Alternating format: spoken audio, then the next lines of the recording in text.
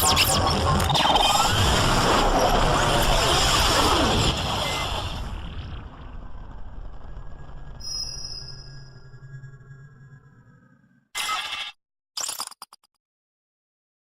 start looking at megaliths and all kinds of things. And I'll be talking, just like Graham and Samir, I'll be talking a lot about mainstream archaeology and versus what we're seeing and what they say and what some of the evidence is. So Graham was showing this too. Mainstream archaeologists for a long time were saying that the oldest ruins in the world, although a lot of people didn't know this, were in Malta. And some of the ruins in Malta and Gozo, even by mainstream archaeologists, went back to 5,000 BC, 6, even 7,000 BC.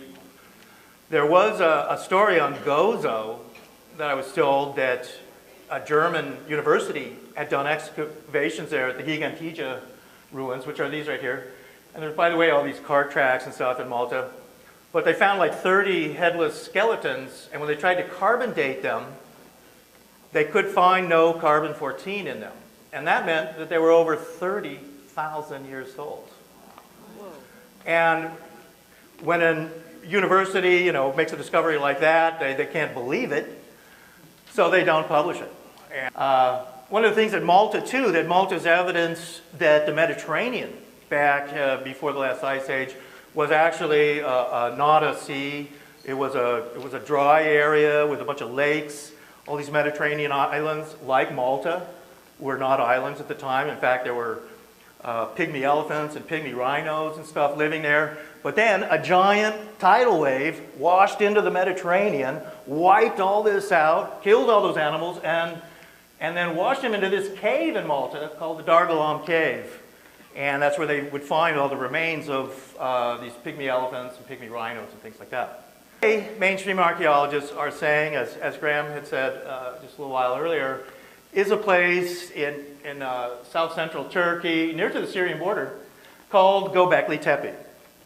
And those ruins are now supposedly the oldest ruins in the world, according to mainstream archaeology. And they're going back to around 9,000, 10,000 BC. And that is the time of Atlantis, as Plato and the Egyptians told him. Göbekli Tepe is a megalithic site, and it was buried on this hill. And what's strange about Göbekli Tepe is that, and here's the Göbekli Tepe area, and in fact it's right near where a lot of the fighting is right today, is that the mainstream archaeologists were actually from a German university, and they are Catholics, and they're saying that Göbekli Tepe was built before civilization, that there wasn't civilization, there weren't cities, there weren't stonemasons, but yet, they just put this thing together. And of course that doesn't make any sense. There had to be some kind of civilization before this, people who are organized, who are stonemasons, who are going to erect giant megalithic monuments. And that's what we're going to see around the world right now. The largest known megaliths in the world, at least those that are above water, are the ones at Baalbek in Lebanon. And this is also a dangerous area to go to. It's difficult to go to many areas today.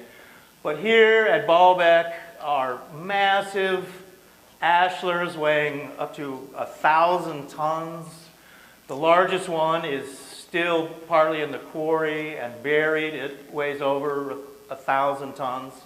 And in fact, the whole idea of any modern construction company today moving these stones and stacking them up is out of the question. They can't do it.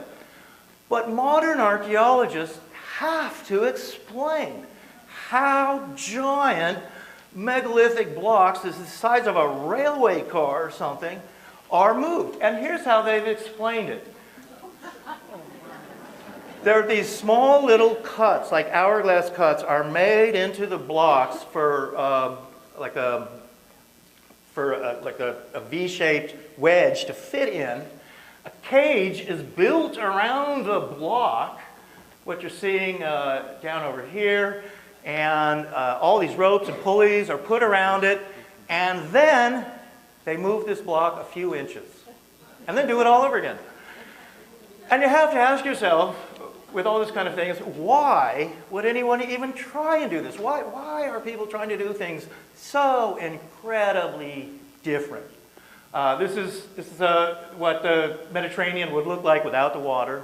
We were talking about Malta and stuff. The whole Middle East and everything would have changed, much like Graham was saying earlier.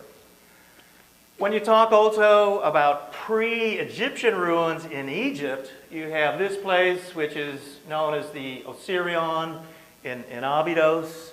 The Osirion is actually below the surface of the ground. Another Egyptian temple is built there because of these other ancient ruins. And there at the Osirion, it's down in the swamp. The Egyptian government spent years, decades, trying to pump out the Osirion. And what I wanted to also make you notice is some of these little knobs and stuff here, and also the way that the oddball little angles that you're seeing on some of the blocks, the way they're notched and fitted together. And we're going to be seeing a lot of this all over the world. So we'll start moving around. This is a famous part of a wall in Cuzco. The whole idea of these granite megalithic blocks being fitted together in a jigsaw pattern and locked in without any kind of mortar. This is the famous stone of 12 angles in Cuzco. Those who've been to Cuzco would have seen it, where you're going to have the blocks all locked in. And part of the idea of this is that what happens is when a big shockwave of an earthquake hits these walls, like these in Cuzco, they move with the shockwave, and the whole wall is able to move in the stones, but they're locked in together because of this jigsaw patterns. So once the shockwave of the earthquake has passed through, they fall back into place. The opposite kind of construction of this would be just simple brick construction with layers, and then the bricks can shear, and any kind of brick building particularly is going to be totally demolished in any kind of an earthquake. This now, it looks very similar to walls that you see around Cuzco and stuff like that, but it's actually the Necromanticon, which is an underground, also ruins, only discovered in the 1960s in northern Greece. And it's up near the Albanian border. Once again, you see these jigsaw patterns. They had to dig this all out.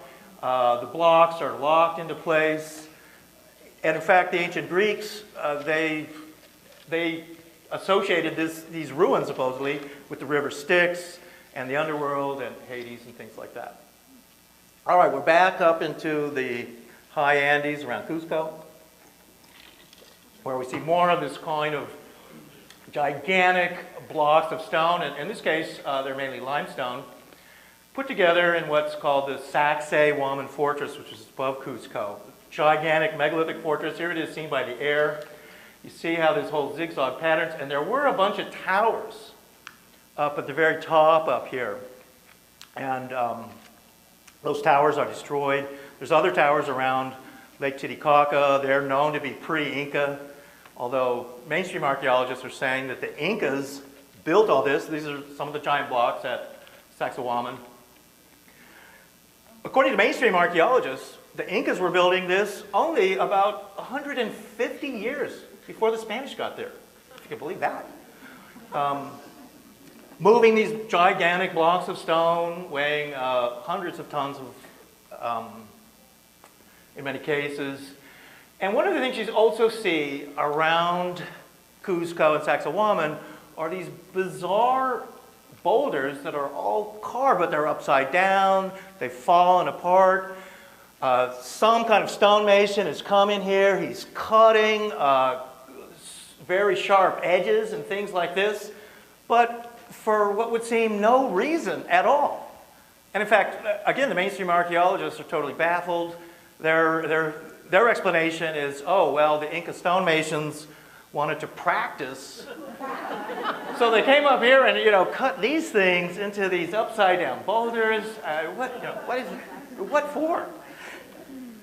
One of the other things that you see around Cuzco and Sacsayhuaman, and there's many, many stories, are tunnels. And some of them are totally rock cut through solid rock. And there are places around Sacsayhuaman where you can still go into parts of these tunnels. The Peruvian government actually blocked most of them off There are stories that the sun disk and 13 gold-clad mummies of the previous Inca emperors were put into this tunnel system at the time of the conquest to keep it from the Spanish. So there's lots and lots of strange things. Mainstream archaeologists are again saying that, okay, these are people with no knowledge of the wheel or writing. They didn't have pulleys. Everything had to be just brute strength. They're going to use lots of ropes.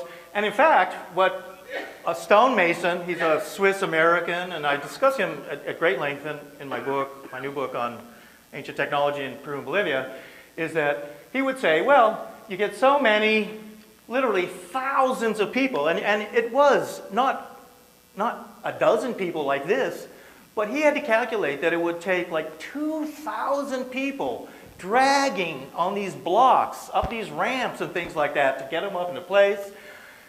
And that all works, you know, you can mathematically figure it, but the problems he couldn't figure out were at certain places where they're trying to supposedly drag these blocks up, he couldn't figure out where all those people would stand. 2,000 of them. And so, yeah, everything made sense until it was like, well, I can't figure out where these 2,000 people are all going to be standing while they pull on these ropes, but, you know, that's how they had to do it. So once again, you have the mainstream archaeologists, they're trying to explain things within the context of, well, the mainstream archaeology that they've learned. Machu Picchu, the famous megalithic city in the Andes. It is a megalithic city. It's a secret city. It's built up on top of a mountain. It's got giant megalithic blocks in it. Mainstream archaeologists say it was also built 150 years before the Spanish got there by the Inca Emperor Pachacuti.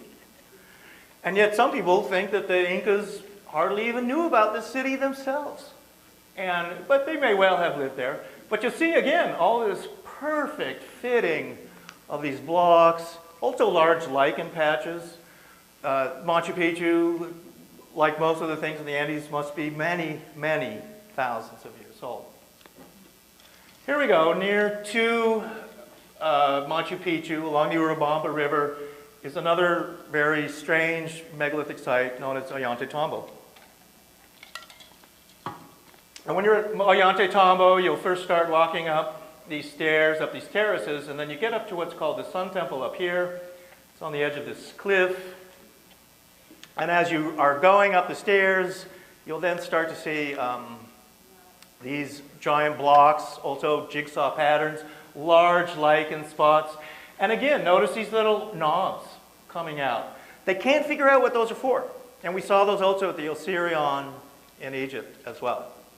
One interesting idea of these knobs, mainstream archaeologists would say, well, those knobs were somehow for poles and braces, beams to sort of hold up the walls while they're perfectly chipping away patiently, because these walls are perfectly fitted. Every little corner. It's quite amazing. So here, once again, we're seeing these little jigsaw. They're perfectly fitted. You can't really get a knife blade in between these blocks. And once again, the large lichen patches really are indicative of great age on a rock.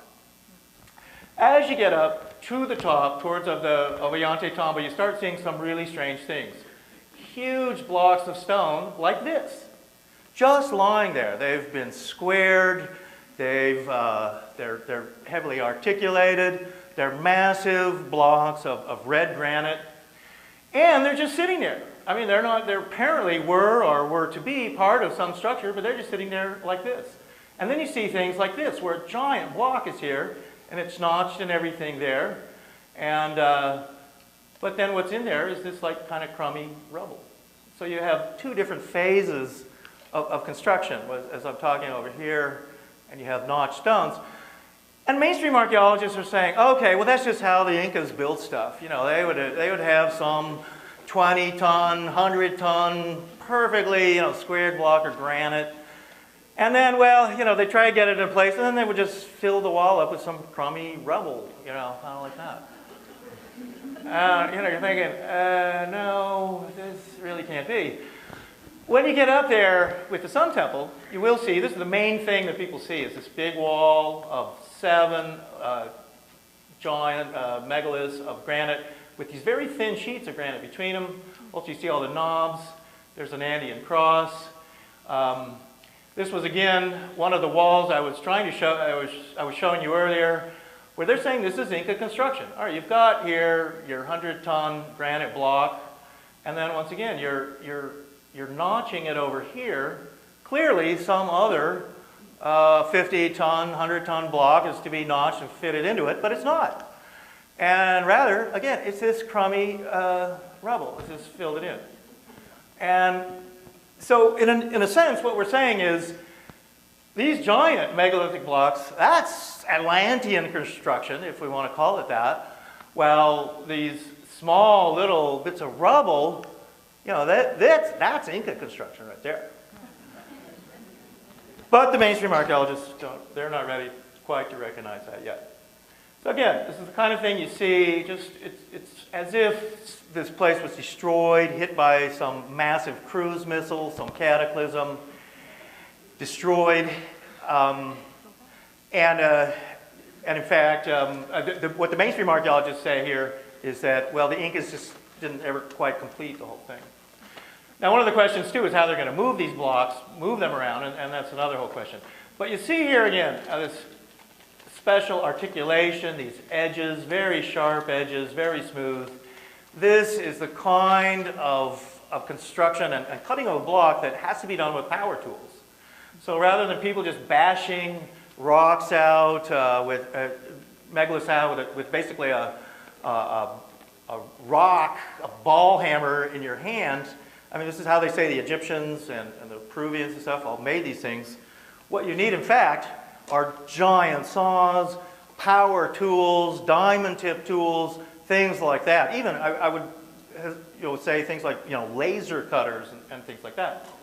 One of the other strange things that you see at Ollantaytambo are blocks that have keystone cuts. And we're going to be seeing a bunch of these around the world in a little bit. So this is what's called a keystone cut. A keystone cut is often either an hourglass type shape or a T shape. Sometimes they're circular. And they're cut into two blocks. You can't really have a keystone cut on just one block. It has to be spanning two blocks. And you would think that giant blocks like this anyway, that are weighing 100 tons or something, and they're all perfectly fitted together, you wouldn't think these are going anywhere, for that matter. But then they start putting these keystone cuts on it. Now, these keystone cuts themselves are really a clear indication that the Incas didn't build these structures, and in fact that they're much older. And once we'll be going to Tiwanaku and Pumapunku here in a minute, and we'll be seeing more of these keystone cuts. This is also at Ollantaytambo, and here's a keystone cut, but it's on a megalithic block that's sideways. And these keystone cuts can't be like this. I mean, this is a block of stone that's not where it's supposed to be. The keystone cuts have to be poured, and metal clamps are then poured into these the keystone cuts, and then to make what's a metal cramp or a clamp, as they say. But it has to be on a horizontal face, because that liquid metal has to be poured into it. So it can't be here where this is. And we're going to see more stuff like this too. Strange places where the keystone cuts and the blocks are just not where they could possibly be, or what the original builders would have intended anyway. These giant megalithic blocks have to come from some site, and they do. They come from a quarry called that's above Ollantaytambo. I've been up there a couple of times. It's a whole day of riding horses and hiking. You go up to a mountain. As you look back at Ollantaytambo, you see some interesting thing. You see this pyramid that's built into the fields. And it's a kind of a simulacra, almost like an illusion or something. Because you're looking back, what you're really just seeing is like potato and cornfields or something, but they're built in such a way that what you're seeing is a pyramid. And this is up on the way towards the quarry. Once you get higher up into the mountains, this is the quarry for Ollantaytambo, where these gigantic blocks of red granite are coming from. And it's a huge cliff area with all of this granite rubble. And it's as if someone blasted out this cliff, again, with some kind of weapons or missiles or something. And what came down then were giant blocks of granite. And then once you get up there, they would take these giant blocks of granite, they would cut them, apparently with a gigantic circular saw. I mean, literally slicing bread, only they're doing it with granite. And in fact, one of the blocks there, as you can see, they started to slice it with this giant saw. I mean, and what I'm talking about here is power tools. And power tools need electricity to power them. They have to be massively huge wheels, diamond saws, as you would say. And then they start slicing and squaring these blocks of stone. And that's just part of it, because after they slice these stones into gigantic railway-sized blocks of stone or something, then they got to move them down the mountain. They got to move them across a river and then up onto this other ridge. And the archaeologists have to figure it out. And this is where they start all running into trouble. One of the other things that's up there at this quarry is this weird wheel. And it's like some Fred Flintstone wheel, you know, for his car or something. And it's also perfectly smooth. And this thing too has just been sliced with a giant saw. It's perfectly smooth. While mainstream archaeologists would say, oh, well, the Incas had to go up there with a rock in their hand, bash this thing out until it was perfectly round and smooth, and then they just decided to leave it there. So some of the interesting things. All right, let's go back to Cuzco. The center, most important building in Cuzco is called the Sun Temple, the Coricancha. The Spanish turned it into a monastery, and it was destroyed in a number of earthquakes, and it was rebuilt after an earthquake in 1948, and that's when they started reconstructing it. In the Sun Temple of Cuzco was this sort of a reproduction, but there was a gold sun disk. There were 13 gold-clad emperors. The previous Inca mummies were kept there. There was a tunnel system, too, supposedly, that went from the Sun Temple underground to the Sacsayhuaman Fortress, which was up on a hill. It's about a mile away or so. And stories are, too, that this great treasure that was kept in the Sun Temple, which had like walls of, you know, sheets of gold on the walls and everything, that a lot of that, the treasure was actually put into this tunnel system underground, and a lot of it's still there. One of the other legends in Peru is that this fantastic gold treasure, I mean, this is El Dorado, was actually then sent to another secret city that's never been found, called Paititi. And Paititi is supposed to be like a Machu Picchu city high up in the mountains, but it's a secret city, and it's still lost today. I mean, it's just, in a sense, a legend. When you're in the Coricancha, too, there's a couple of unusual things, since doors with all this articulation and drill holes. It's all done in very hard granite. It's megalithic. Once again, the perfectly fitted blocks of stone are there. But it's as if some kind of machinery or something was placed into this alcove. And it was held there. It would have been some kind of iron, steel, some hard metal, some machine. Perhaps, if we wanted to get really high-tech here, a time travel device, a Stargate, some communication device or something like that. And as I'm going to keep maintaining, you know, throughout this whole presentation, these guys have electricity, they have power tools, they've got laser cutters, they've got all this stuff, and that's what they need. And speaking of Stargates and stuff, as you go along the Lake Titicaca, the western shore, you do come to this famous place known as the Stargate. Here it is. It's cut into this solid rock that's like a ridge coming down. You can see it from the main road as you're going by, but many tourists missed it for decades. But in the last 10, 15 years or so, it has become something of a tourist spot. And there's this small little village there that desperately could use some tourist money, and they're getting it now. People call this door, they call it the Devil's Door, the Gate of Muru. Strange things are said to happen here. People are said to walk into this door or come out of it. Perhaps it is some kind of Stargate or something like that. We don't really know. Here we go. It's pretty high. This thing right here, the main part, it's about 6 feet high, and then this thing comes up. But it's been, it's also been cut, apparently by power tools and stuff like that. And it's been sitting there a long time. It's possible that other walls and structures were built up against it, and then they're gone today. By the way, the Egyptians did this too. They would create these, what we call false doors. Just doors cut into solid rock and walls, but they don't really go anywhere. And this one is in Giza, in fact, right here. So it's also a similar type door. Down in the eastern jungles of Bolivia, as you start to go into the jungle, is this other very strange archaeological site known as Samaipata. And it's on top of a mountain similar to Machu Picchu. And it has all of these strange grooves and things, bases for towers. There's very little that's there today except that's not solid rock and carved. It's as if there was structures here, walls and things like that, but they've all been washed away, like in some giant cataclysmic tidal wave or something like that, that washed over Bolivia and wiped all this stuff out. So you can see these things, strange grooves and stuff. Eric von Däniken, in one of his earlier books, theorized that this was maybe some kind of rocket launching place, you know, for the extraterrestrials. We'll see. This was a Swiss-Bolivian guy who lives nearby, and we stayed with him.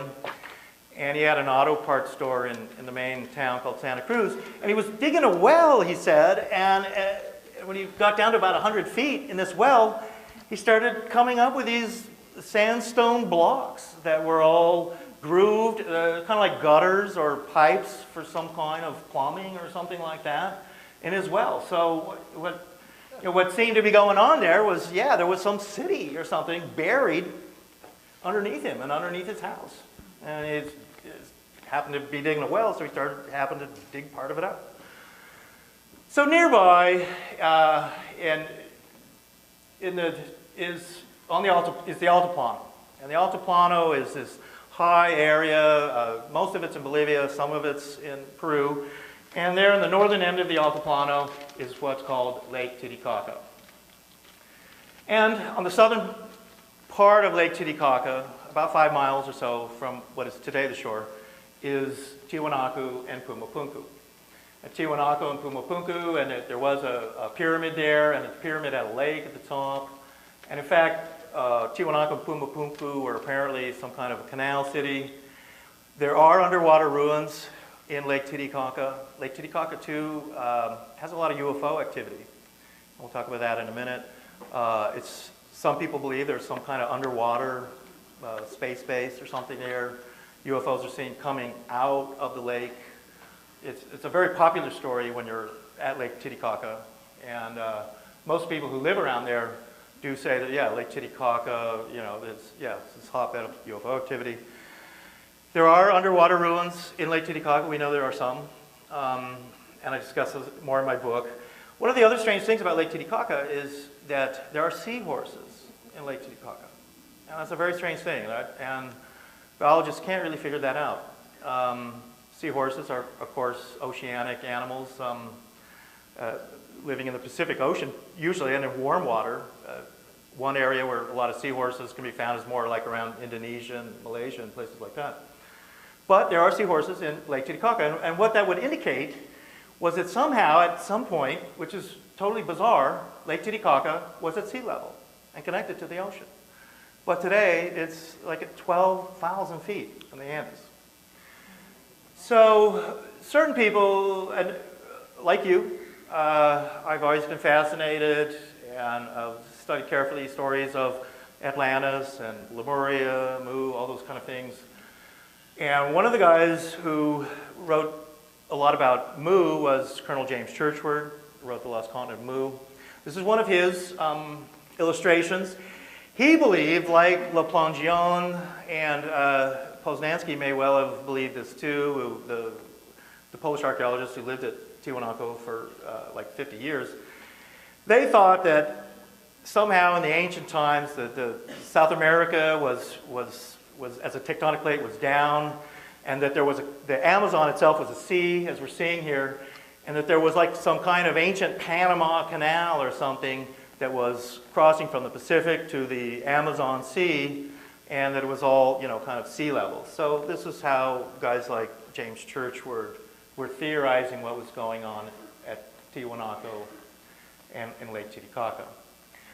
You'll see here the monolithic doors. This is the most famous thing at Tiwanaku. They call it the Gate of the Sun. It's cut out of solid granite, and you can see again the articulation. It's been split in some earthquake. And in fact, it's not where it's been erected at Tiwanaku. It's not where it really was, and it's kind of a mystery even just exactly who put this gate where it is. It's almost as if somebody in ancient times moved it, Tiwanaku already being in ruins, and then placed it where it is. You've got the strange statues. They're wearing turbans. Some of these guys are fishmen with their pants and things are like fish scales. So you have also then the birdmen. So you have at Tiwanaku this juxtaposition of birdmen and the fishmen. One of the other things at Tiwanaku too is that there is this tunnel system and what are hydraulics. And in fact, they wouldn't even at one point allow you to take pictures of this, but now they will.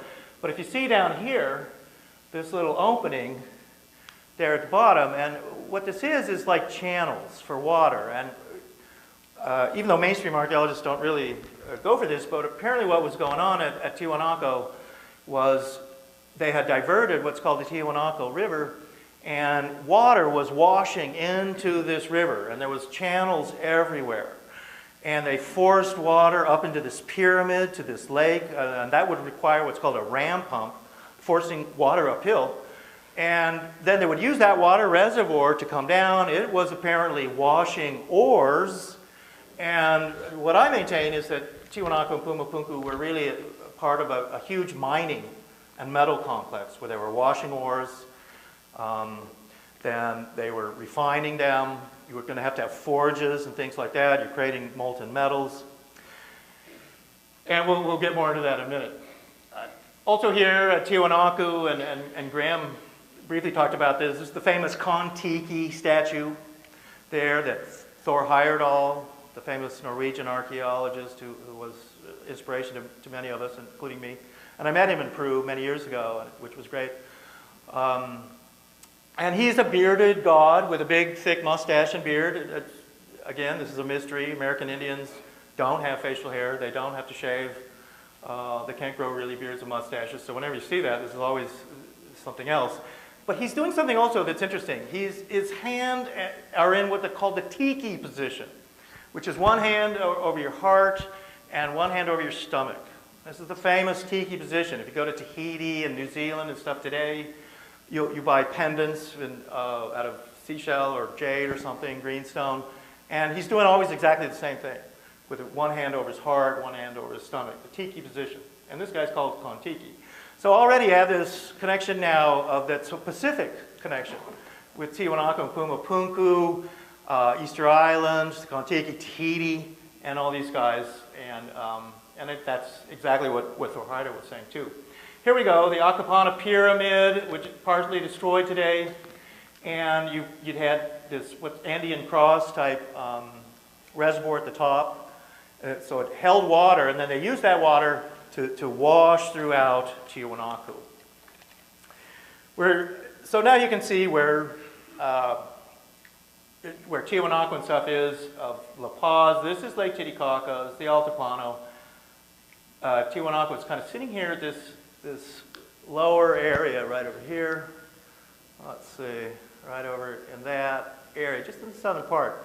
Now what happened there too is that, and what some people are theorizing was there was some giant cataclysm in the Andes, and the Andes have already risen up, and they're 12,000 feet. This would probably happen millions of years ago. Certainly mainstream archaeologists and geologists would say that. But that some kind of cataclysm occurred in the past that really caused a tidal wave on the Altiplano from all of the water in Lake Titicaca. This is a satellite photo of Lake Titicaca. And it's this area here. This is Lake Titicaca is in a what's called a greater lake and a lesser lake down here. And there's only a narrow isthmus that connects the two greater lake and the smaller lake. The smaller lake down here at the bottom is actually fairly shallow. The really deep parts of Lake Titicaca, and it is a very deep lake, are more of the very northern part of the lake. It's in this southern part of the lake, here we go, and particularly in this part over here where it said that there is a sunken city. And it's also said that that is an area where these UFOs are coming out of. So this is it, this smaller lake. And Tiwanaku is down here towards, just about 5 miles from the shores.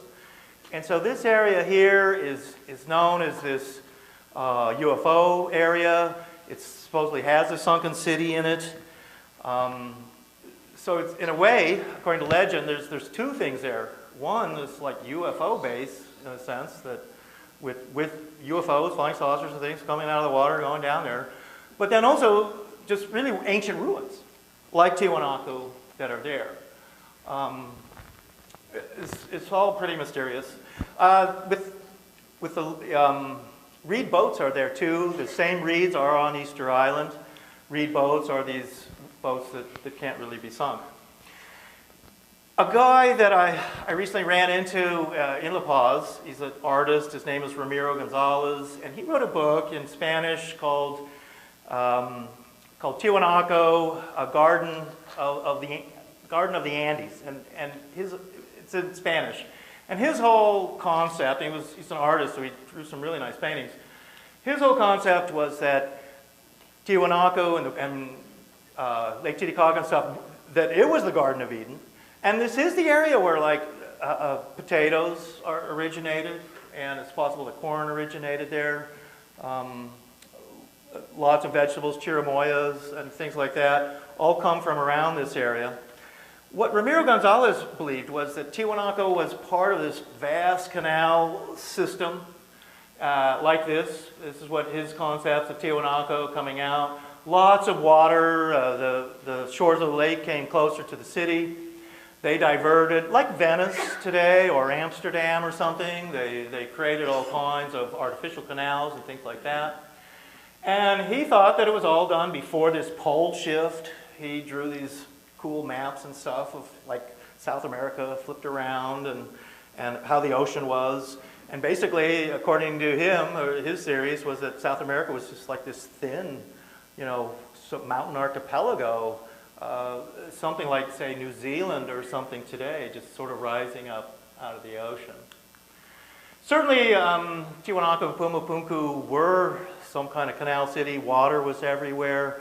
Pumapunku, which is what we're looking at here, giant slabs of sandstone and granite, also weighing 100, 200 tons, scattered around like some kids' building blocks, just destroyed in some cataclysm. And we're going to see here also these keystone cuts. And these keystone cuts they're all over the world, as we're going to see in a minute. And we saw them also at these blocks at Ollantaytambo.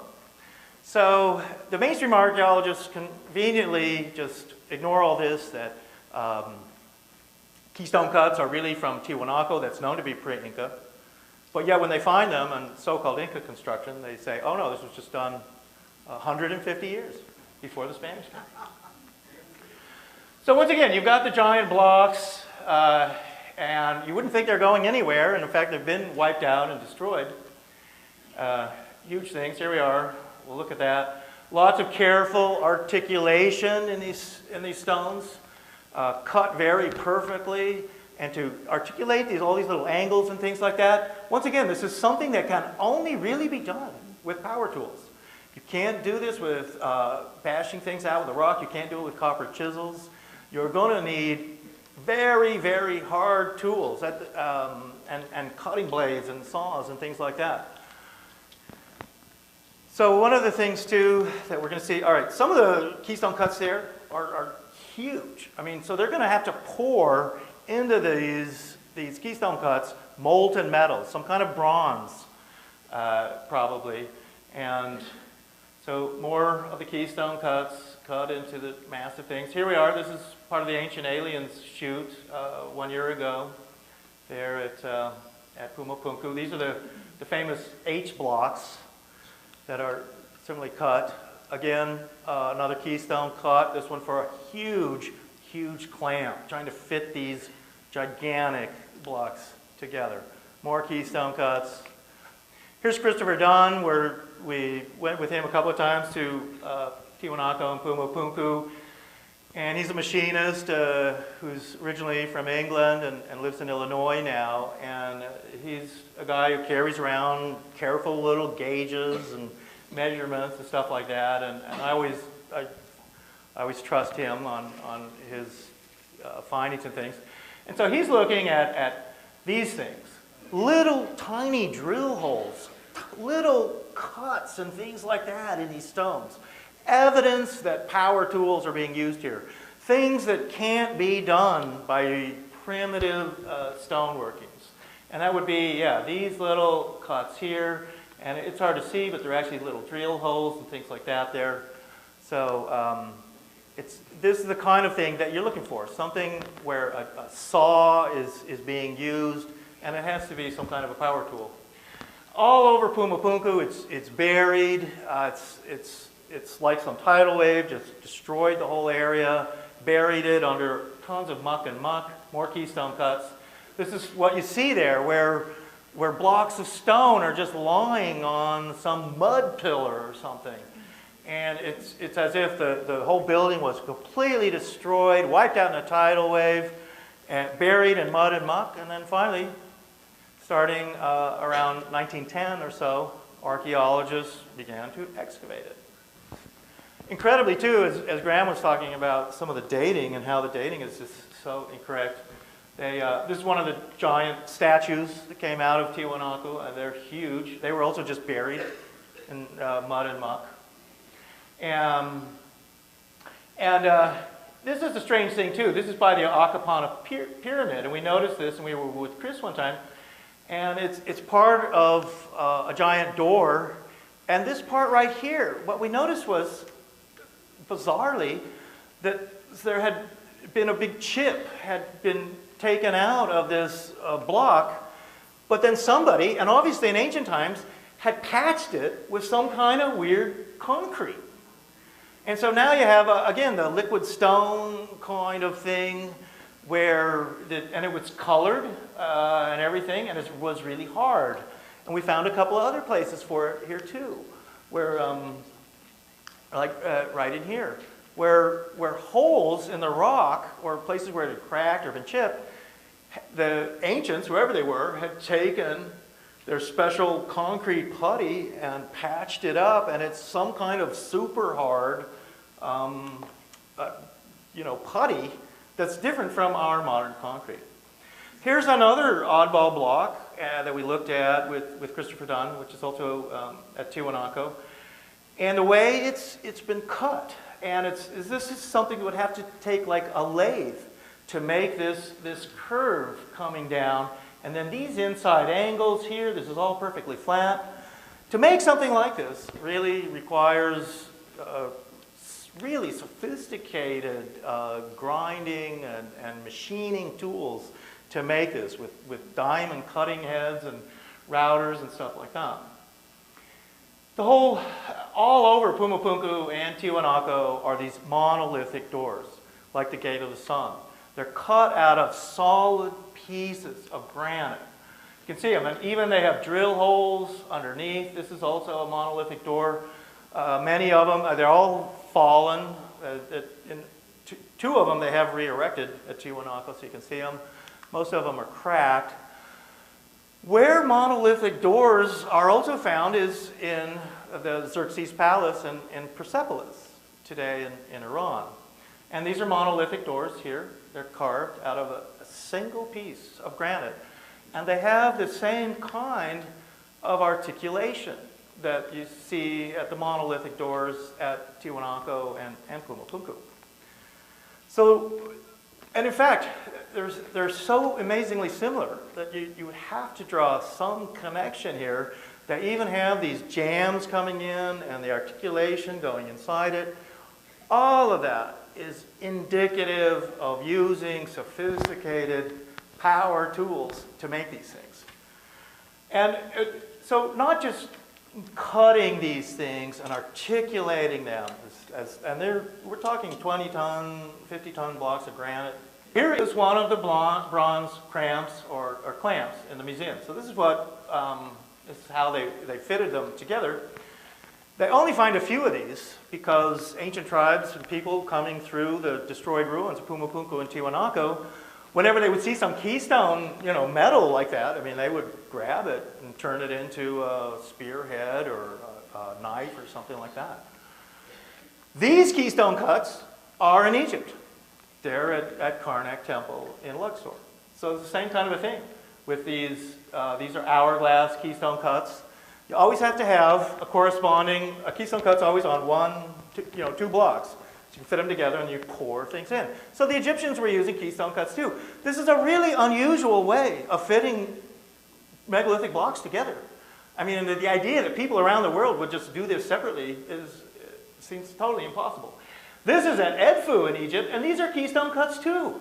Only they're on a wall. And again, like the wall I was showing at Ollantay Tambo, this wall at Edfu, this wasn't made by the original builders. These keystone cuts aren't supposed to be there. This is a wall, and in fact, I mean, keystone cuts have to be on a vertical blocks because molten metal's poured into them. So like this block over here, I mean, you can see this is really a reconstructed wall by the Egyptians themselves from older material, which had keystone cuts in it. And they just took the blocks, reassembled them into some other different wall, and that's why, what we're seeing today. So here we go, so Edfu. So these are the blocks in Egypt. All right, we're going to go now to an unusual site that you may never have heard of before, and it's a place called My Son, and it's in Vietnam. My Son, and in Vietnam, you're going to also see keystone cuts. Here we go, just like the ones at Tiwanaku. And this is My Son. These are also keystone cuts at My Son. My Son is a megalithic city. It's in central Vietnam, near Da Nang, right near where all the fighting was during the Vietnam War, actually, because it's right there. It was actually in South Vietnam, but it was right near the border of South and North Vietnam. And in fact, the people who are responsible for My Son and its megalithic blocks, its keystone cuts and things like that, were a people known as the Kham. The Kham, or the Kham. And in fact, in ancient times, the Kham, this is a picture of what My Son looks like. My Son is a city, according to mainstream archaeologists, that supposedly goes back to around 200 BC, 200 to 500 BC. Again, the dating is often wrong. I think a lot of these places look much older than they originally say. But the Kham also had this island here, and in Vietnam they pronounce Kham with a C-H-A-M. It could be written K-A-M or K-H-A-M. Kham in ancient Egyptian language meant Egypt. And in fact, even today, in Arabic, Egypt is called Kamet. That's what some Egyptians today would call Egypt. They don't call it Egypt, they say Kamet, or Kham. So the ancient word for Egypt was Kham, but here are these people in Southeast Asia, and they're called the Kham. They're too. And their main headquarters was this island that's off of the central part. My Son was actually inland over here up a river. Some of the iconography at My Son, like Angkor Wat, was the people there, the Kham, were originally Hindus, kind of Egyptian Hindus in a sense, but then later they became Buddhists, like at Angkor Wat, and as much of Southeast Asia converted to Buddhism around 200 BC or something like that. Many of the guys at Kham, the statues, they also look like they're Africans. And we'll see that. There's a real similarity to the Olmecs. This is one of the statues at My Son. There's Shiva, third eye in the forehead, all that stuff. I mean, these guys, they believed, yes, reincarnation, karma, Ramayana and stuff like that. This is also a statue from My Son. Looks very Mayan, in fact. So the statue's there. Here's another bearded guy with a mustache. He's a Kham. guy too. Now what the Com were doing then, they were then leaving the Vietnam and Southeast Asia, and the Com were all over Southeast Asia and Indonesia. They would go out into the Pacific. They were going to, they would go out to New Guinea. It was probably the Com who settled Tonga and then Tahiti and Marquesas and stuff like that, and then they made it across the Pacific, actually. This is Angkor Wat. Angkor Wat started earlier as Hindu temples, then they were recarved into Buddhist heads and things like that. Angkor Wat is easily many thousands of years old, I think. Although mainstream archaeologists give Angkor Wat just a date of about 500 years ago. But there are also the keystone cuts there. And the clamps. Japanese archaeologists have also discovered and found those there. There are also monolithic doors at Angkor Wat too. Just very similar to what we're finding at Tiwanaku and Pumapunku and in Persepolis. Now the Com also went into this area too. This is the island of Sulawesi, which is a remote and still little explored island in Indonesia. And in the middle of this island, in high valleys, is a place called the Bada Valley. Today, it can be reached only with a four-wheel drive up this muddy road that was only built just about 10 years ago. And it's quite the trip. It's a super remote place in this jungle mountain valley. And what's there are all of these megalithic statues. And they're also apparently made with power tools. And they're huge. And they're set into these fields. The people have no idea who made them. They're thought to be from about 6,000 years old. This is what archaeologists suspect. They don't really know. This is what it's like. These are some of the giant statues. And it's bizarre. But the statues are really, really well made. And they're 20, 30, 40-ton granite blocks. They're erected. They're not sure where they would have even gotten the granite. They're not sitting right there. And they, too, have their hands kind of coming down. And Graham was showing that, too. Like the Easter Island statues, their hands are coming down towards their waist and holding it there. And I thought it was really interesting, too, what Graham was showing of the Göbekli Tepe guys, too, with their hands coming down. So this is what they look like. I mean, really finely cut, these things. And even after thousands of years, these blocks are still very sharp, very well defined. What's also in Bada Valley are these giant stone jars and vessels. And they're cut out of solid granite. They've been hollowed out. It also looks like they're machined.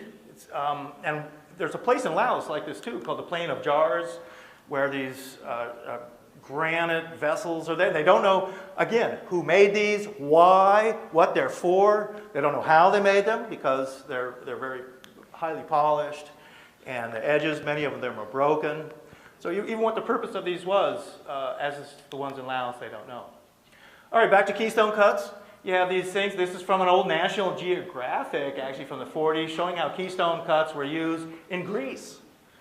So once again, you have this unusual way of fitting megalithic blocks together, but it's a technique found all over the world. So back to Tiwanaku in South America, these are the H blocks. This recent episode of Ancient Aliens talks about this. There's evidence that they are like Lego blocks or something, and they're mass-produced in some factory. It's almost like some airship came down with a factory on it, machines, giant saws, and then they started, you need material. You've got to get the granite blocks and stuff, and then they just started cutting these things into these highly complex H blocks, spewing them out, and then the guys out there start fitting them together perfectly, creating, again, this is another idea of what Pumapunku looked like. Some strange building with all this articulation. I mean, it's being done by somebody who, even today in Bolivia, there is not a construction company in Bolivia that could make a building like this. They just wouldn't even try to do it. It would be just too much effort. Another concept of what Pumapunku might have looked like. So complicated. Here we go in the, at the museum in Pumapunku. They're showing how, here are these carefully articulated blocks, And now they're pouring the molten metal to make the keystone clamps there. But of course the guys, I mean, these are primitive people, so they're sort of wearing some, sandals and got like a kind of little tunic on them, they'll later go home, their little hut, and eat some boiled potatoes or something. But yet, these guys are making buildings that we couldn't even make them today. So here we go, looking at some of the articulation of these H blocks. I mean, for some normal person to, or some primitive stonemason to even want to make a block like this, you can't really fathom. I mean, what is the purpose? Why, and that's part of the problem with all megalithic things, is why are people trying to do things that seem so difficult to us? And part of the answer is that it just can't have been that difficult for them. To levitate giant blocks, to cut them and move them and things like that, it had to be easier. And that's where the high technology comes in, levitation, floating stones, cutting them with lasers and super power tools and stuff. This is a pyramid that's near to Tiwanaku, and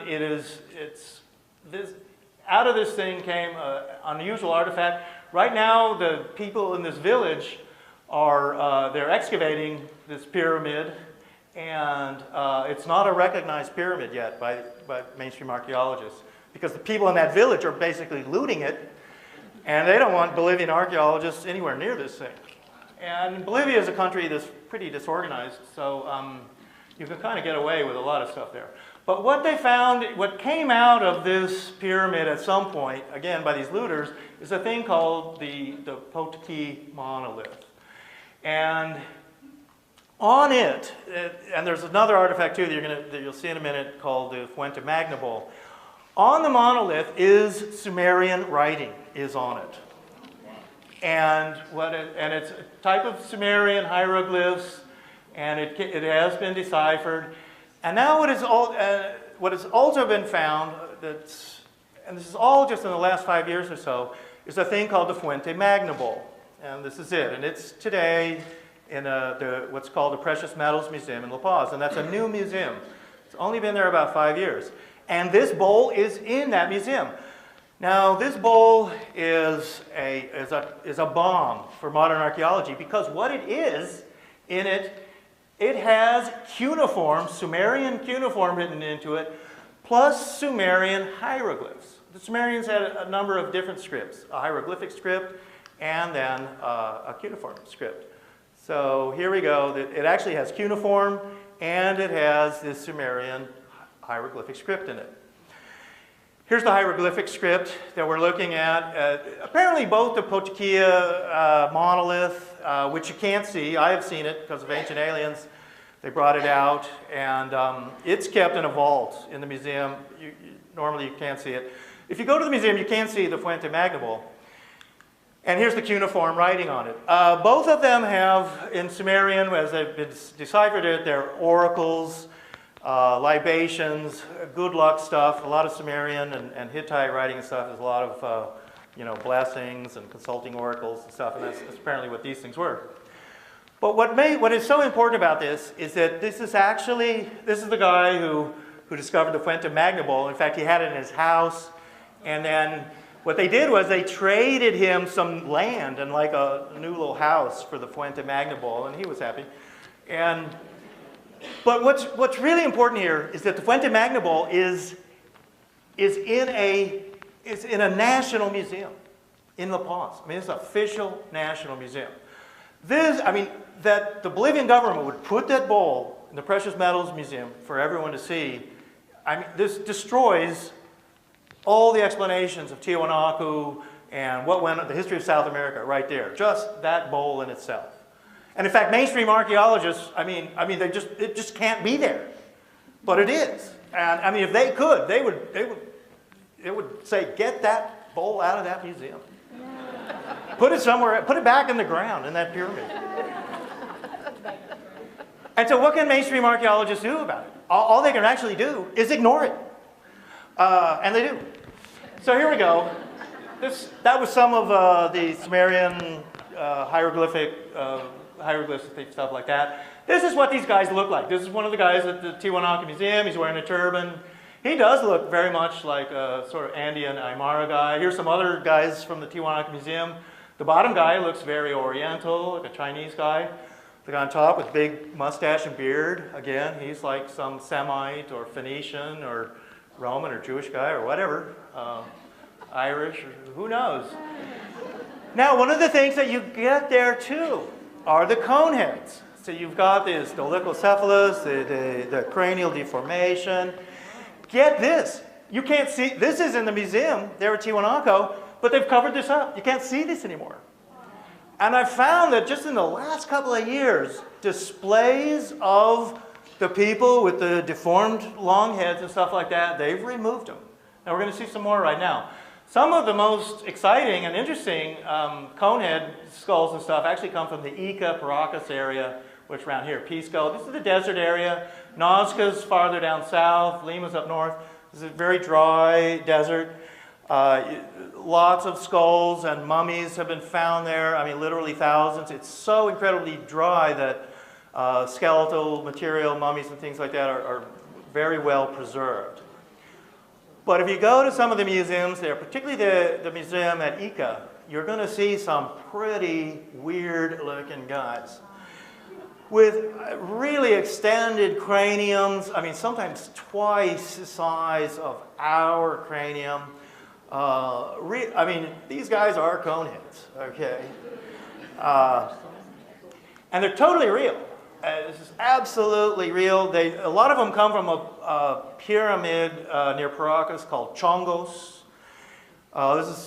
This guy's from the Chongos pyramid. This is what the Chongos pyramid looks like. It's still not really excavated. There's a necropolis there. They're constantly digging up around there. And the people they find who live around this pyramid typically have these elongated cranium.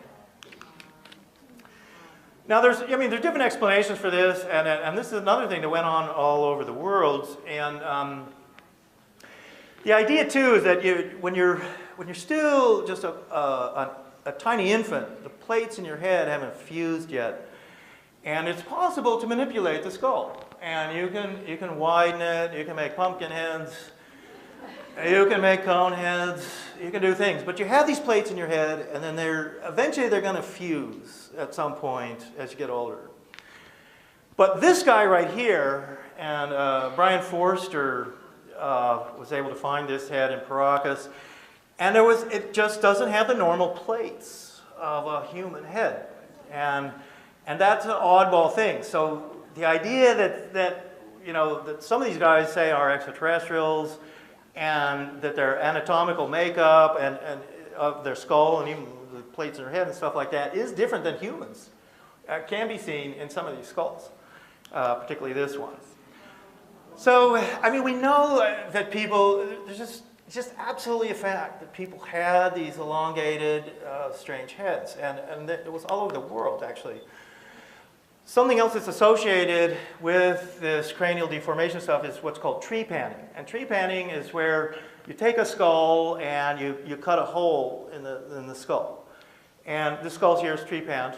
There's different ways to do it. Some are cored in with like a drill. Other trepanning is done with a saw. And this guy actually had a gold plate put into his head. And he's today in the Gold Museum in Lima. Some of the guys too, and the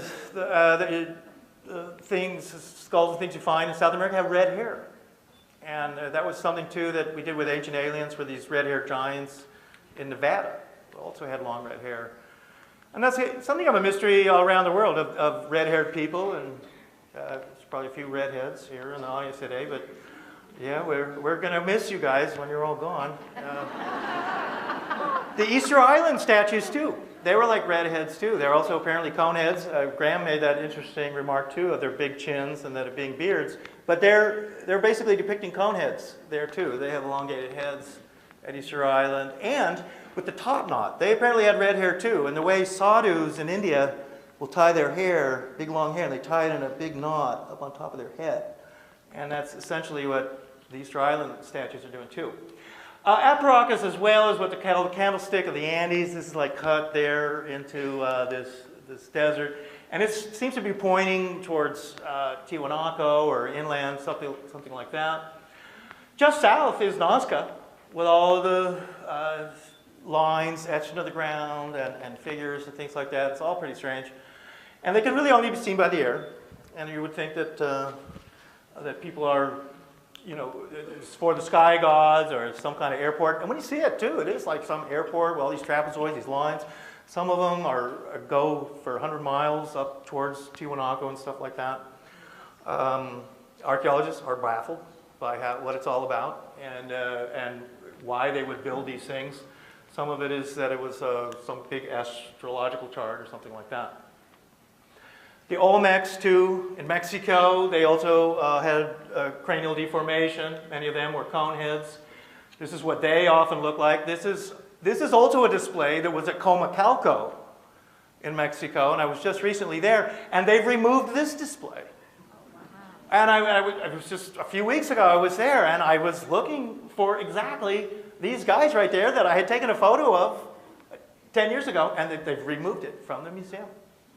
And in fact, they had a small display about cranial deformation, but then the skull they had there was barely elongated. I mean, it didn't look like these guys at all. I mean, they were really downplaying the whole cranial deformation thing. These skulls here are at the museum in Merida in the Yucatan in Mexico. And this guy's a pumpkin head. So that his face is like smashed in and widened. And he's looking like a weird guy. But this is kind of what they did. He's trepan too. This is one of the ways that you can manipulate a skull. And as with the infant, you do this cradling. You smash it, you force the skull to grow in certain ways, what they're doing here. So this is one way you can do it. And I mean, it's really kind of a mystery. We know for a fact that at least, you know, some people were doing this. Were they trying to imitate extraterrestrials or something like that? Did they want to look like these other people? I mean, that's part of the question. We're going to see some more. It was only in 1940 that archaeologists actually recognized that the Olmecs existed, and that there was suddenly this other people who were pre-Mayan. They started finding these what they call colossal heads. They weigh about 20 tons. Some of them are in Guatemala. Most of them are buried. These are Olmec statues too. They're carved out of basalt in the Pacific side of Guatemala, which is not an area that tourists go. There's all these sugarcane fields, and they use bulldozers to make these fields, and they suddenly come up with stuff like that, just giant statues and heads and stuff like that, just buried in the ground. Here's an Olmec head too, finely carved into basalt. Again, they would have had to use power tools to do this. And many of them look very African, which is also what the Kham look like in Vietnam. Many of those statues too, the guys look Africans. And of course, Egypt is in Africa and the Kham. So these are some of the statues. This is what it was like with the early Mexican archaeologists in the 40s, just finding these giant heads in the jungle.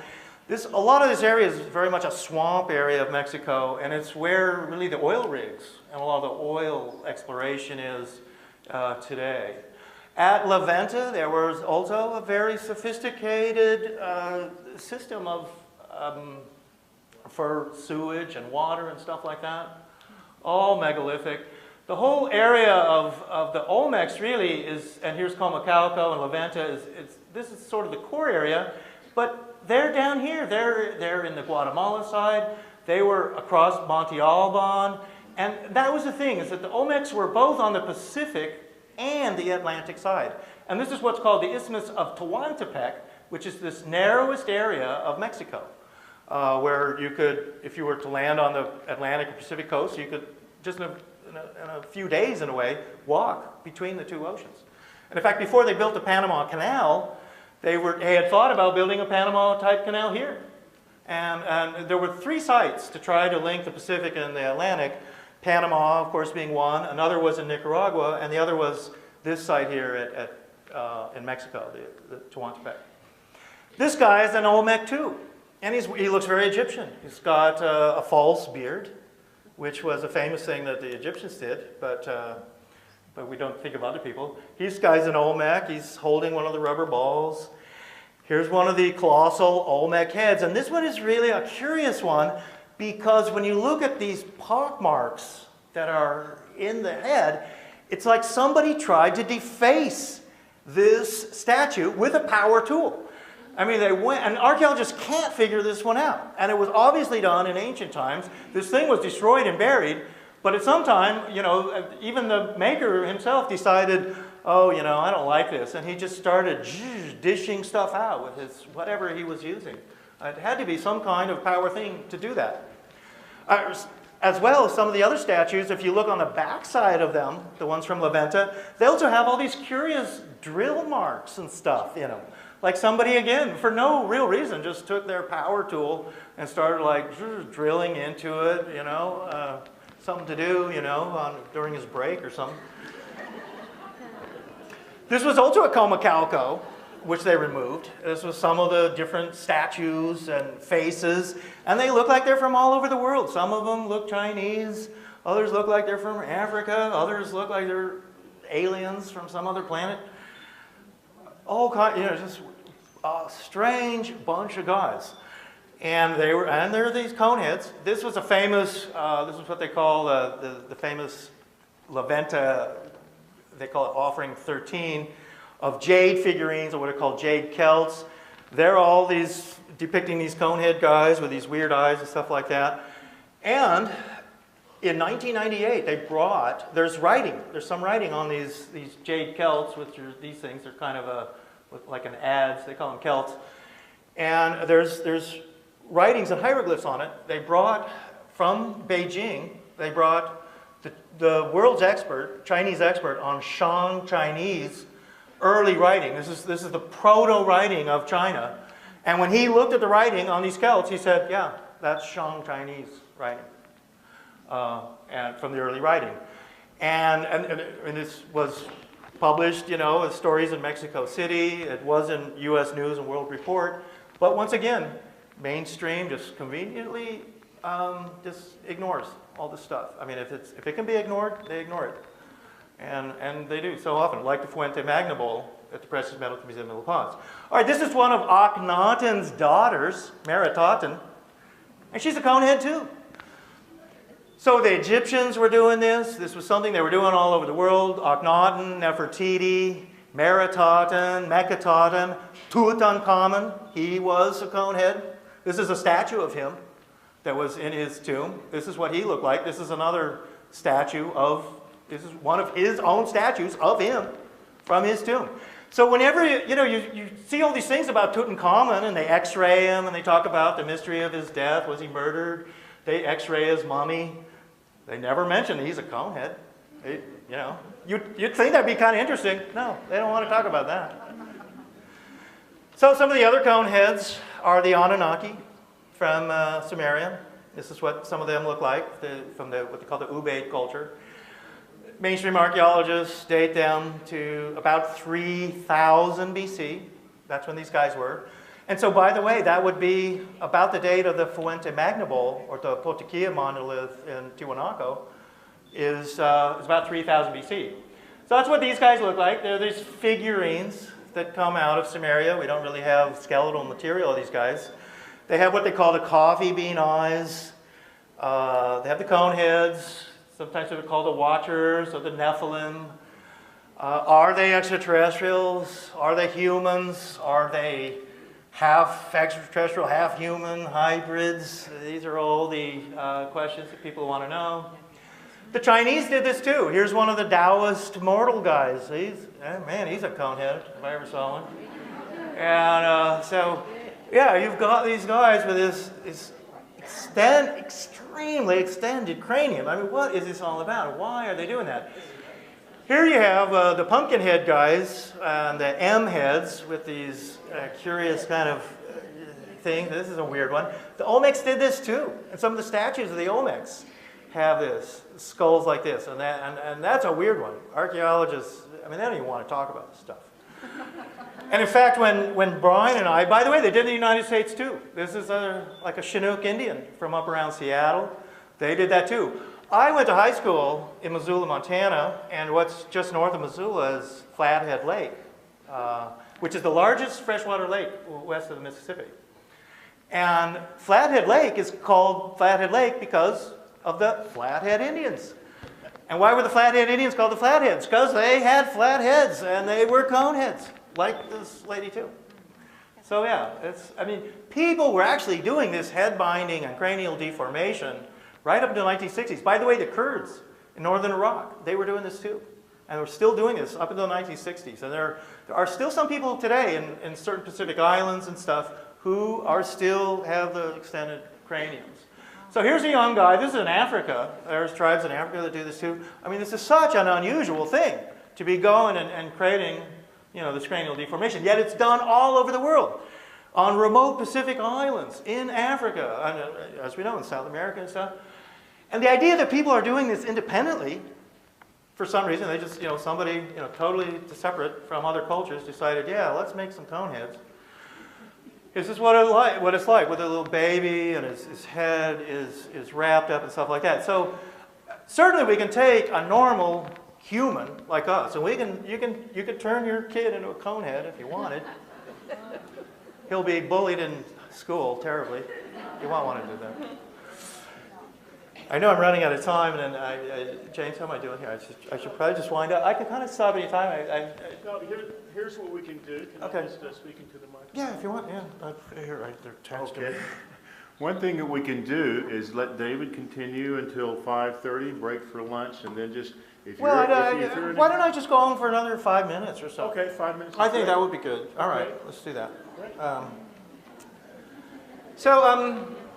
Just real quickly, I'm just winding up here. I can go on. I'm talking again tomorrow morning, so there'll be more then. Yeah. One of the other things that's really unusual is the stone balls around the world. That's another archaeological enigma. These ones are in Costa Rica. Costa Rica is famous for these giant granite balls. They're perfectly round. They know they're man-made. There's no question about it. Making a perfectly round granite ball that weighs 5 tons or something like that is very difficult. And in fact, it's said that that's one of the most difficult things to do without computers and like CAD program is to create a perfectly round ball. And again, mainstream archaeologists are saying, well, yeah, I mean, these guys in the jungles of Costa Rica, they just had, you know, everything, they're just smashing things out with a stone hammer in their hand. And yeah, they're going to make these stone balls. But again, they're like machined and stuff like that. Most of them are found in the southern west little bottom corner of Costa Rica, right down here. Panama's right there. Some are actually found on this island that's just off the coast of Costa Rica, which is weird. And they're just found in the jungles and stuff like that. I mean, archaeologists, again, they can't explain it. They have no idea what these things could possibly be for. I mean, they just don't make sense. I mean, they're just something, what they say now is that, well, these chiefs, they like stone balls. And this is what they say. Well, and then when the chief got buried, they'd bury a stone ball with him, you know. Although some of these stone balls are the size of a Volkswagen or something. I mean, they couldn't bury them with these teeth. I mean, they're just, you know, grasping for some explanation. It's like, well, we don't know.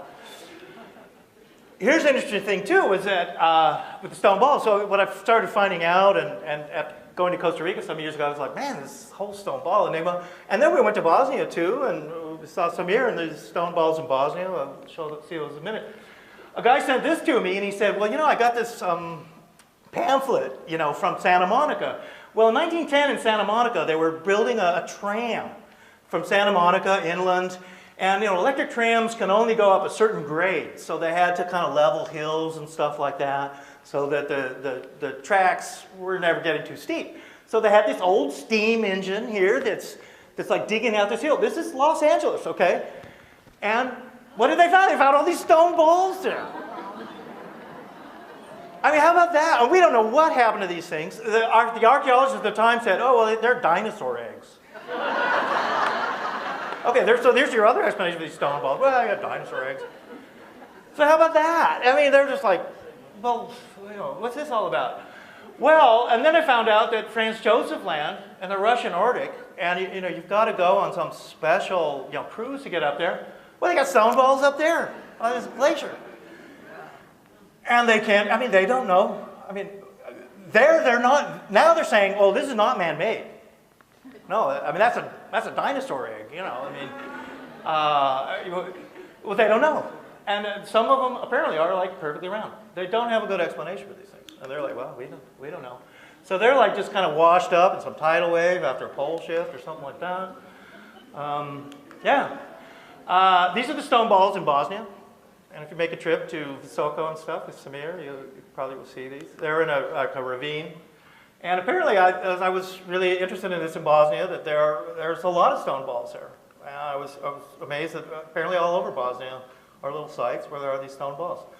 And again, they don't have an explanation for them. Why would people doing all these things? There's a place in Mexico, too, with the stone balls. These are supposedly volcanic bombs. That was their explanation for these things. And that's maybe right. I mean, not all these stone balls are necessarily man-made, but some of them definitely are. The ones in Costa Rica, there's no doubt about it with those ones.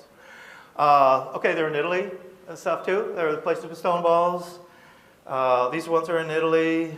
These stone balls are in Italy. Some stone balls, like these ones here in Dubrovnik, I mean, they're like cannonballs, I guess. Stone cannonballs that they were using in the Middle Ages. But the really big balls it's simply not cannonballs. We don't think. I mean, it's just the marbles of the gods or something. And then I found out that there was this town in China, Gongxi, China, and it is famous for its stone balls in the town. And, again, nobody has a good explanation for that. Here's one of the, again, stone balls. So it's an interesting idea that some of them, perhaps in nature, I mean, I can see that, how some of these stone balls are just made through, volcanic, eruptions and spewing and stuff like that. But others, so on Malta, there are also stone balls here. And on Easter Island, there are stone balls too. And in fact, on Easter Island, they say the most important thing is this stone ball right here, which is in a remote area, the northern coast of Easter Island. And they call it the center of the world. On Easter Island, the people will tell you that ball is the most important thing on the entire island. I think this is a good place to end it. And, we'll talk again tomorrow. So thanks very much, everybody.